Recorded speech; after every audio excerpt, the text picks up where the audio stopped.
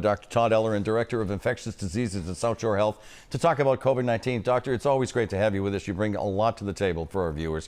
For the first time yesterday, the U.S. documented 100,000 new COVID-19 cases in a single day, highest number that we have seen here. And starting tomorrow, anyone over the age of 5 here in Massachusetts will have to wear a mask in public, regardless of distance. So the questions are a couple-fold here. Do you think a wider, similar strategy is necessary? And could that bring the case numbers back down? Eddie, as we're entering winter, as you know, this is the treadmill test of our life.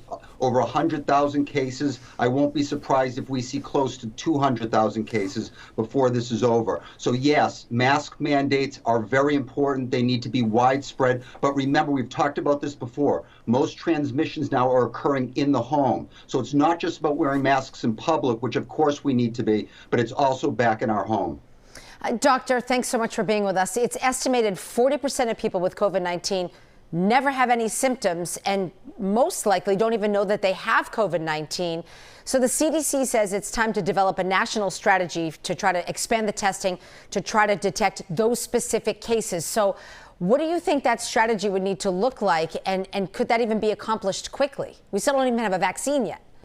So, Maria, we absolutely need a national strategy, but we also need it to be at a community level. I'll give you one example in our organization, South Shore Health, what we're doing. There's something called Mobile Integrated Health. And what it is it's a number of dedicated paramedics who in non-emergent situations are going into homes, are going into skilled nursing facilities. If you're homeless, they'll go find you on the street, and they're doing COVID testing. That's one example. They're doing a lot of other things. We've tested close to 1,000 patients for COVID-19. That's just one example how the community can partner with leaders and champions and increase testing. Okay, Dr. Let's go to the front line right now, where you are. Let's go through a couple of questions. Question one is, what are you seeing in patients generally right now that you are treating?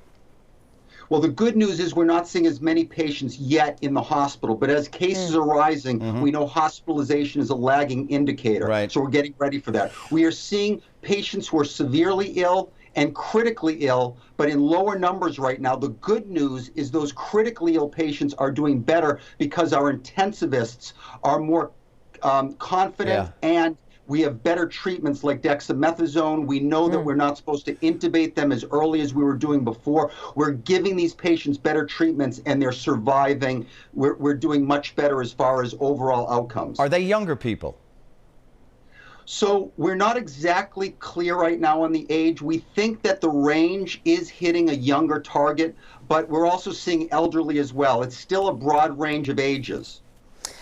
And when I think you just addressed this, but the symptoms are more or less severe, and you're saying even if they are severe, you're doing a better job at figuring out how to treat that at which moment.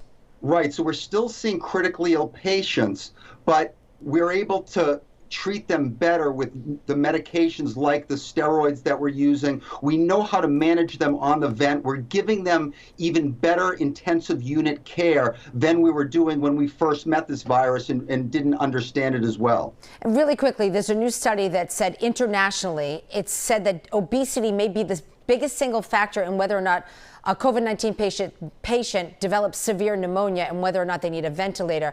Does that align with what you're seeing, you and your colleagues? Absolutely. Obesity is a major risk factor. I want to be clear that this was an international study, it was observational, but what it showed is patients with severe obesity, a body mass index greater than 35, had a very high outcome of doing poorly. But older age and male sex were other risk factors as well.